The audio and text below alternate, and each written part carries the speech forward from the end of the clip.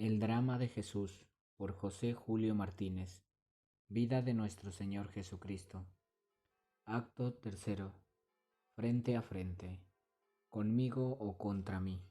Los príncipes del pueblo, ya desde el principio hostiles a Jesús, están más alarmados cada día. Jesús de Nazaret adquiere una popularidad que amenaza llevarse consigo a todo Israel y dejarlos a ellos sin auditorio ni autoridad, en medio de un pueblo cuyas alabanzas tanto ambicionaron. Es preciso cortar aquella invasión de un carpintero que, sin contar con ellos, se ha puesto en pocos días a la cabeza de los maestros de Israel. Bajaron pues a Galilea escribas y fariseos para enterarse bien de lo que ocurría y deshacer el prestigio de Jesús en el pueblo. No le sería fácil. Jesús vuelve a su casa de Cafarnaún, lleno de gloria y seguido del amor de la gente, porque todo lo había hecho bien. Se congregó una turba tan numerosa a su alrededor que ni tomar alimento le dejaban. Entonces le presentaron un endemoniado, ciego y mudo, y Jesús le sanó, de modo que veía y hablaba. Y quedaron todos atónitos y decían: ¿No será este el hijo de David? Mas están ahí los espías enviados de Jerusalén, los enemigos de Jesucristo, los cuales, sin poderse contentar al oír tales alabanzas, dicen a la gente: eso es que tiene pacto con Belcebú, y si echa a los demonios es por Belcebú, príncipe de los demonios. Tremenda calumnia. El maestro la recoge y les responde delante de todos: ¿Cómo puede Satanás echar a Satanás?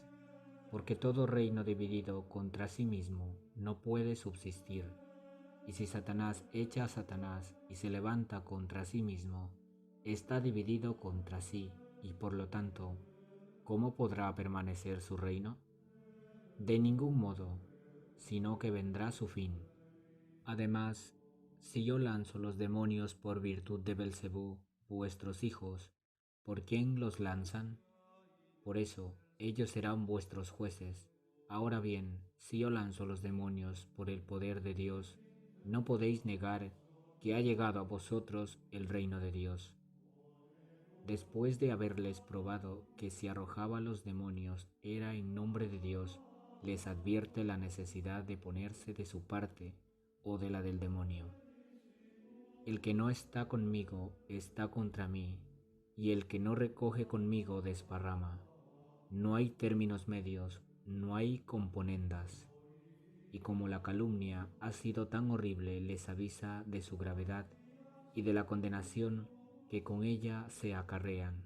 A cualquiera que hable contra el Hijo del Hombre se le perdonará, pero a quien hable contra el Espíritu Santo no se le perdonará ni en esta vida ni en la otra, sino que será reo de eterna condenación. Jesús les habla con tanta energía porque ellos han dicho: está poseído por el espíritu impuro, es decir, atribuyen al demonio las obras del Hijo de Dios. Eso es pecar contra el Espíritu Santo. Cuando dice el Señor que este pecado no se perdona, no quiere decir que la Iglesia no tenga potestad para perdonarlo. La Iglesia recibió del mismo Jesucristo poder para perdonar todos los pecados. Quiere decir que este pecado no se perdonará por culpa del mismo pecador que lo comete, porque no se dispondrá para recibir el perdón, ya que es suma su malicia, y además porque así como el que se ciega no puede recibir la visión, así el que blasfema contra el Espíritu Santo se cierra el camino de la salvación, porque ¿cómo se probará a nadie que Jesucristo es Dios si las pruebas que son los milagros y obras del Espíritu Santo las atribuye al demonio? Y para demostrarles la grave inconsecuencia con que obran cuando le llaman endemoniado, les surge con un dilema que no pueden refutar. Vosotros decís que expulsar un demonio es cosa buena, y que yo soy malo. Mis obras son solidarias de mi persona como el fruto del árbol. O decid que el árbol es bueno y su fruto bueno, o decid que el árbol es malo y su fruto malo, porque el árbol por su fruto se conoce. Raza de víboras, ¿cómo podéis hablar cosas buenas siendo malos? Porque de la abundancia del corazón habla la lengua. El hombre bueno del buen tesoro de su corazón saca cosas buenas, mas el hombre malo del mal tesoro saca cosas malas. Y os digo que en el día del juicio han de dar cuenta los hombres de toda palabra ociosa que pronuncien, porque por tus palabras serás justificado y por tus palabras serás condenado. Palabra ociosa es la palabra vacía, la palabra que ni para el que la dice ni para el que la oye trae alguna utilidad o conveniencia o descanso legítimo. Si de estas palabras se nos pedirá cuenta en el último juicio, ¿qué será de las palabras malas? ¿Qué será de las palabras impuras? ¿Qué de las blasfemias? Por tus palabras serás justificado, por tus palabras serás condenado. Mi madre y mis hermanos. Todavía estaba platicando al pueblo cuando su madre y sus hermanos, es decir, sus primos, según el modo de hablar de los hebreos, vinieron a él y querían hablarle, pero no podían acercarse a causa de la muchedumbre. Y estando fuera enviaron quien le dijera: mira que tu madre y tus hermanos están fuera y te buscan. Y él respondiendo al que le hablaba, le dijo: ¿quién es mi madre y quiénes son mis hermanos? Y extendiendo la mano hacia sus discípulos y mirando a los que estaban sentados a su alrededor, dijo: ved aquí mi madre y mis hermanos, porque todo aquel que hiciere la voluntad de mi Padre, que está en los cielos, ese es mi hermano y mi hermana y mi madre. Admirable benignidad de nuestro Dios y Señor Jesucristo. Mucho amaba Él a su madre. Ella más que nadie cumplía perfectísimamente la voluntad del Padre Celestial, y por eso ella más que nadie de cuantos allí estaban, era madre y hermana y todo de Jesús. Pero el que siempre en el orden natural respetó a María como su santísima madre, y el que por ser su hijo le dio carismas de santidad inapreciables, nos da a entender que en el orden sobrenatural, como Mesías, estaba desligado de vínculos carnales y no reconocía más lazos que hacer la voluntad de su Padre. Y añade que a los que cumplen esta voluntad, Él los amará como a hermanos y hermanas y madre. Favor magnífico. El cristiano que consume su vida en una oficina o en un taller para que su mujer y sus hijos tengan pan y alegría. La mujer que hace en casa milagros con el jornal de su marido y llena el plato de sus hijos antes de poner algo en lo suyo. La abuela que zurce las medias o el estudiante que se afana sobre sus libros. Los fatigados, los afligidos, los pequeños, si en su vida cumplen lo que Dios quiere, son más honrados, son más grandes, son más ricos que los poderosos y los famosos del mundo. ¿Por qué? Porque son hermanos y hermanas y madre de Jesús. Las parábolas del reino. Ellos le han llamado Belcebú, le han comparado con el que habita en las sombras eternas. Él les presta nuevos destellos de claridad, les ofrece la luz de la vida, pero desde ahora les ofrecerá esta luz y esta verdad, no en forma de predicación directa como en el Sermón del Monte, sino en una forma misteriosa y velada, por una parte popular, amena y transparente, por otra, les hablará en parábolas. Parábola significa semejanza, comparación. Es una imagen tomada del mundo natural y visible para explicar o aclarar alguna doctrina sobrenatural y difícil. La parábola cautiva la imaginación, ayuda a la memoria, sirve al entendimiento. La parábola excita la curiosidad, mueve los corazones bien dispuestos a no contentarse con la luz que dan, sino a seguir preguntando para descubrir la luz que prometen. Por eso he dicho que eran populares y transparentes. La parábola encubre suficientemente la doctrina para que los de mala voluntad se queden a oscuras y oyendo no oigan y viendo no vean. Por eso he dicho que eran misteriosas y veladas. Todas las parábolas de Jesús pueden reducirse a tres grupos: las parábolas del reino, las parábolas del pecado y del perdón, las parábolas del fin de los tiempos. Aquellas empiezan por la del sembrador. El sembrador. Había bajado Jesús hacia el mar, sentóse a la orilla y sin permitirse descanso comenzó de nuevo a enseñar. Habida de verle y escucharle, acudió muchedumbre tan numerosa y se vio obligado a subir a una lancha como lo había hecho otras veces. Sentóse en ella y todo el pueblo se agolpó a la orilla.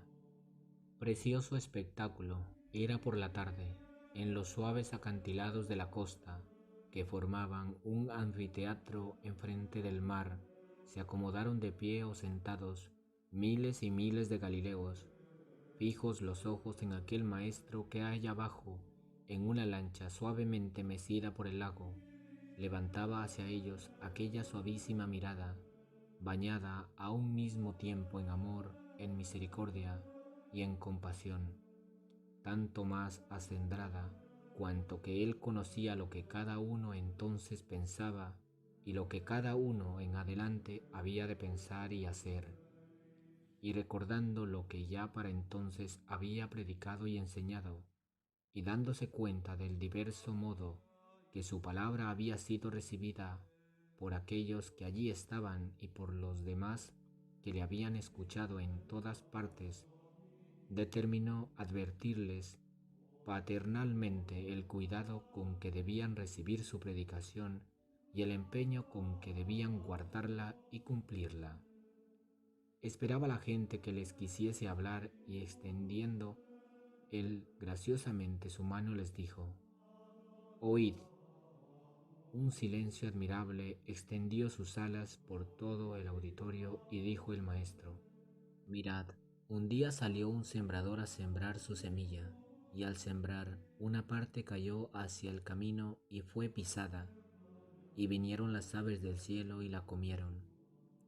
Otra parte cayó en terreno pedregoso que no tenía mucha tierra, y nació al momento, por ser poco honda la tierra, mas al salir el sol se quemó, y como no tenía raíz ni humedad se secó. Otra parte cayó entre espinas, y crecieron las espinas y ahogaron la semilla, y no dio fruto. Y otra cayó en buena tierra, y nació y dio fruto, levantándose y creciendo, parte hasta el 100 por 1, parte hasta el 60 y parte hasta el 30. Y al decir esto clamaba: «El que tenga oídos para oír, que oiga». Como quien dice: fíjese cada cual en lo que le toca y entienda las alusiones que sean para él. Y con esto calló, dejando a su auditorio pensativo. Sus discípulos le preguntaban después qué significaba esta parábola. Jesús se la explicaba delicadamente. Oíd vosotros la parábola del sembrador. La semilla representa la palabra de Dios. El que siembra representa el que predica la palabra. Los que están junto al camino en que se siembra son los que oyen la palabra del reino, quiere decir del reino de Dios, de la iglesia, del cielo, del evangelio. Y en cuanto la han oído, viene al punto el malo, Satanás, y quita la palabra sembrada en sus corazones, para que no se salven creyendo.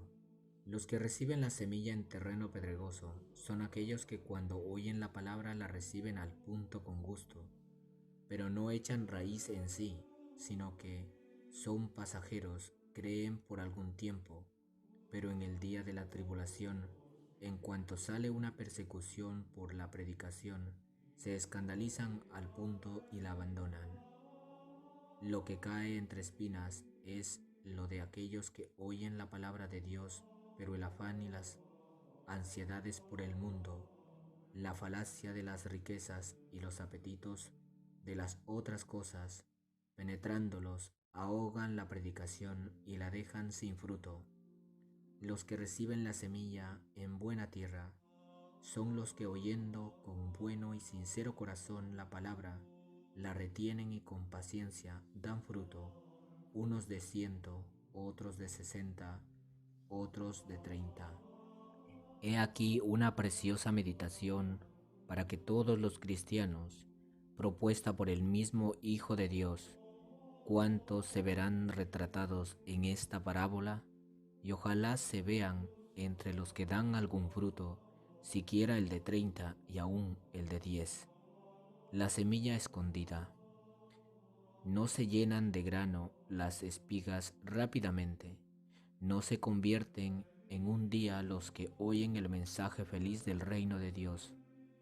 Hay que dar tiempo, hay que dejar que pasen los días y noches, hay que llorar y reír. Jesús les decía, en el reino de Dios pasa lo mismo que cuando un hombre esparce la simiente por la tierra y duerme y se levanta de día y de noche, y la semilla va brotando y creciendo sin que él lo advierta, porque la tierra de suyo produce primero hierba, luego espiga, luego grano lleno en la espiga, y cuando ha madurado ya el grano, mete al punto la hoz, porque es tiempo de la siega.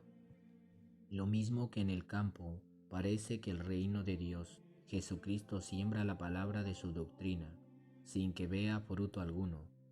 Pero dormid y trabajad y descansad de noche y levantaos de día, que la preciosa semilla del Evangelio germina y brota y florece, y cuando Jesús salga de la tierra y venga el Espíritu Santo, habrá llegado la hora de una siega abundante y venturosa. El grano de mostaza. Pocos son todavía los hijos del reino, pocos los que creen en Jesús. ¿Qué significan esos 5.000 o 7.000 hombres que oyen atentísimos comparados con todos los millones del mundo que ni siquiera saben su nombre? Y Jesús trae su mensaje para todos, y Jesús sabe que ese pueblo es nada respecto de todos los demás, y dice, ¿a qué diremos que se parece el reino de los cielos? ¿Con qué parábola lo explicaremos? Semejante es el reino de los cielos a un grano de mostaza que tomó un hombre y sembró en su campo. Es verdaderamente la menor de todas las semillas, pero después que crece es mayor que todas las legumbres y se hace árbol y echa ramos grandes, de modo que las aves del cielo puedan habitar bajo su sombra. También la Iglesia, el reino de Dios en este mundo, hoy pequeño como una semilla, crecerá maravillosamente y se hará árbol grande, que ofrecerá defensa y habitación a todas las aves del cielo. La levadura. Parece que el reino de Dios no tiene fuerza interna de expansión, pero Jesús les dijo otra parábola. ¿A qué compararé el reino de Dios? Lo compararé a la levadura que una mujer tomó y metió en 3 sacos de harina, con que toda la masa fermentó. La fuerza de la levadura es tal que una cantidad como el puño de un niño metida en esta masa la recalienta, la esponja, la fermenta, convierte aquella mezcla de agua y harina en una sustancia porosa, consistente, digestible, convierte el engrudo en pan. Esto hará la palabra del Evangelio. Se meterá en la masa de los pueblos paganos, corrompidos, inútiles, los enardecerá, los transformará, producirá sabios y santos y mártires, producirá el pan de Cristo entre los dientes de los leones romanos. La cizaña. El enemigo de Dios y del hombre se esforzará locamente por destruir el reino. No hay que maravillarse, ya lo sabía Jesús cuando les dijo, El reino de los cielos es semejante a un hombre que sembró buena semilla en su campo, y cuando dormían los trabajadores, vino el enemigo y por encima del trigo sembró cizaña, y se fue. La cizaña es una planta gramínea muy parecida al trigo y muy extendida en Oriente. Su grano es venenoso y causa vómitos, convulsiones, embriaguez. Al principio, cuando es tierna, apenas se puede distinguir del trigo. Cuando crece es fácil separarla de él. Era un modo de venganza entre los orientales ir de noche a la heredad del enemigo y sembrarle una hierba mala que dañase a la siembra buena reciente. Cuando creció, pues, la hierba y salieron las espigas, apareció también la cizaña. Acercáronse entonces los criados del padre de familia y le dijeron: Señor, ¿no sembraste buena semilla en tu campo? Pues, ¿de dónde viene la cizaña? Y les dijo el Señor: Eso lo ha hecho algún enemigo mío. Y le dijeron los criados: ¿Quieres que vayamos o recojamos la cizaña? Y les respondió: No, porque al recoger la cizaña podéis arrancar con ella el trigo. Dejad que crezcan los dos hasta el tiempo de la mies. Y entonces diré a los segadores: Recoged primero la cizaña y haced con ella gavillas para el fuego, y el trigo, recogedlo en mis graneros. Preguntáronle los discípulos cuando estuvieron solos en casa: Explícanos la parábola de la cizaña sembrada en el campo. Y les dijo el Señor: El que siembra la buena semilla es el Hijo del Hombre.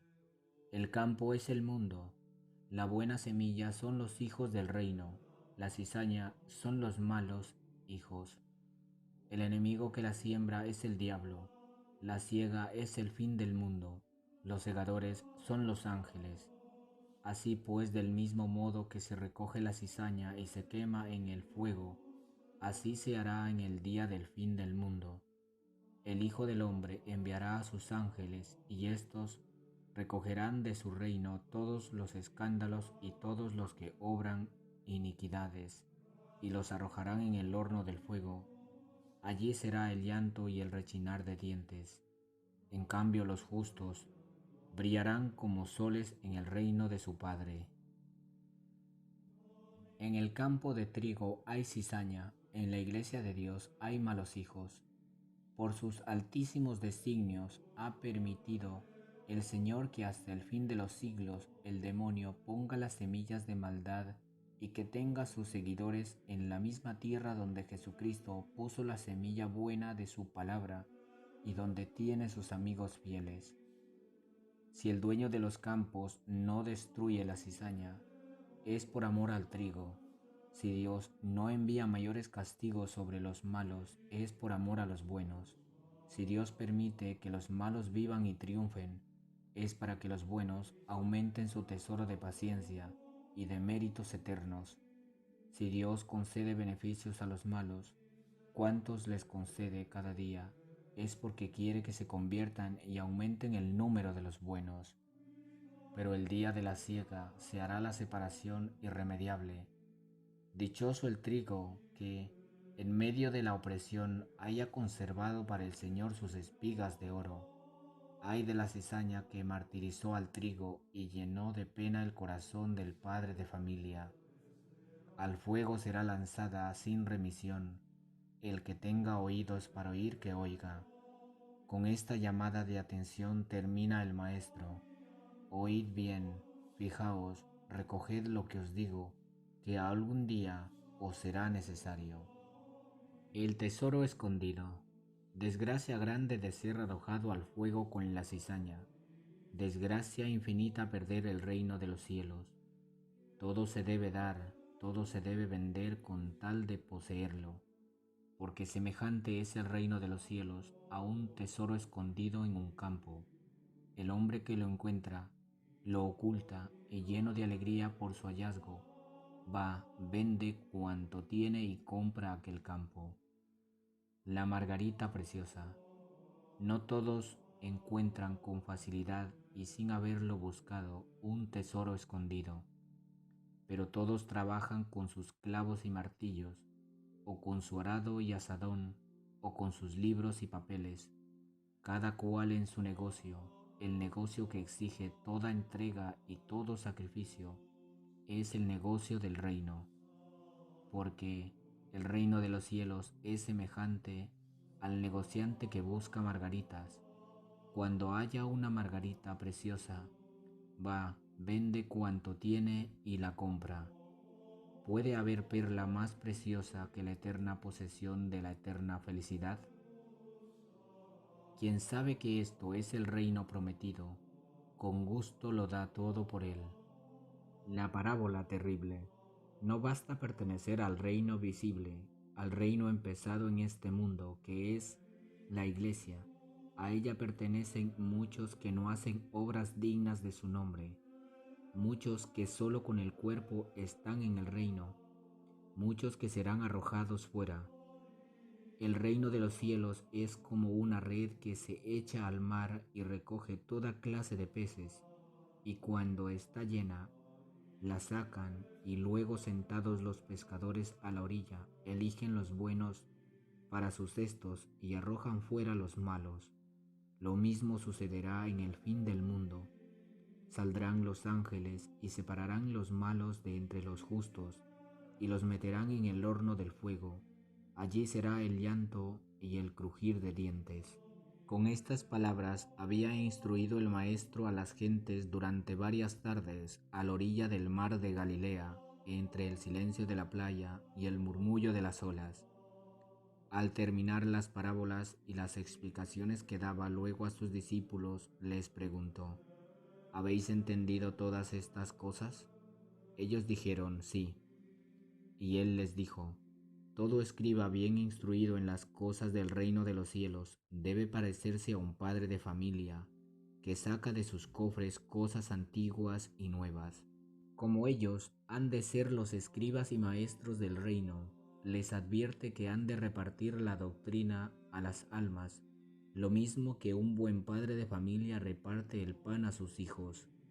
Cuando el maestro terminaba cada tarde sus pláticas al pueblo, descendía de la barca y entraba en su casa de Cafarnaún, seguido de la muchedumbre agradecida. Todos querían verle de cerca, oírle alguna palabra personalmente dirigida y recibir alguna bendición y caricia para los niños que llevaban. Pero hoy no desciende a tierra el Señor. Dice a los discípulos que estaban con él en la lancha: vamos a la ribera de enfrente. Ellos al punto, así como estaba Jesús, sin aliento ni descanso, empuñaron los remos y serpenteando entre otras navecillas que a su alrededor estaban, hiciéronse mar adentro, alejándose de aquella muchedumbre que les seguía con los ojos y que hubiera querido irse con ellos, porque con ellos iba Jesús. Sálvanos, Señor. Es traidor el mar de Tiberíades. De una agradable serenidad pasa en pocas horas a convulsiones peligrosísimas. Cuando de las cumbres del monte Hermón desciende un viento huracanado y frío, remaban confiados los discípulos, y Jesús en la popa apoyaba la cabeza sobre un rollo de cuerdas que le pusieron. Durmióse profundamente, abrumado por el trabajo del día. De repente el huracán azota las aguas, ruge la galerna, revuélvese el mar, las olas cubren la nave, luchan contra la tempestad los valientes pescadores, comprenden que pronto serán vencidos. Y Jesús dormía, y se acercaron a él sus discípulos y le despertaron diciéndole: Sálvanos, Señor, que perecemos. Despertó del sueño Jesús. Ni el rugido del viento, ni los golpes del mar le habían despertado. Le despierta la súplica de sus amigos. Tranquilo en medio de los espantados les dice: hombres de poca fe, ¿por qué teméis? Entonces poniéndose en pie, increpó al viento y a la tempestad y dijo al mar: calla, refrénate. y cesó el viento, y se extendió una gran serenidad. Y les dijo Jesús: ¿Todavía no tenéis fe? Y todos los que allí estaban quedaron admirados y llenos de profundo respeto, diciéndose unos a otros: ¿Quién pensáis que es este que manda a los vientos y al mar y le obedecen? ¿Quién es este? Enorme impresión la que revelan estas palabras. ¿Quién es este que se atreve a dar gritos contra el viento y contra el mar? El viento y el mar le obedecen al instante. Luego no es un loco, es Dios. Es curioso este milagro, es el único que trae por consecuencia algún daño material a otra persona. Pero Jesús no mandó a los demonios a meterse en la piara de puercos y precipitarse en el mar. Solamente se lo permitió. Una legión romana constaba ordinariamente de 6.000 soldados. Por librar a un hombre de 6.000 demonios, bien se podía permitir la pérdida de 2.000 puercos. Así aparecía la grandeza del milagro, obrado por Jesús, y cómo un alma vale más que todas las riquezas y todas las piaras. Pero aquellos gerasenos parecían amar a los animales más que al hombre, y aunque la grandeza del milagro debiera haberlos movido a pedir a Jesús que se quedara con ellos algunos días, le rogaron que se marchara. ¿Temían acaso que se repitiese la catástrofe de los puercos, el daño material, sin atender al beneficio espiritual? Jesús se marchó, pero quiso dejar en aquel país ingrato y materialista un predicador y un testigo de su bondad, el hombre librado de una legión de demonios.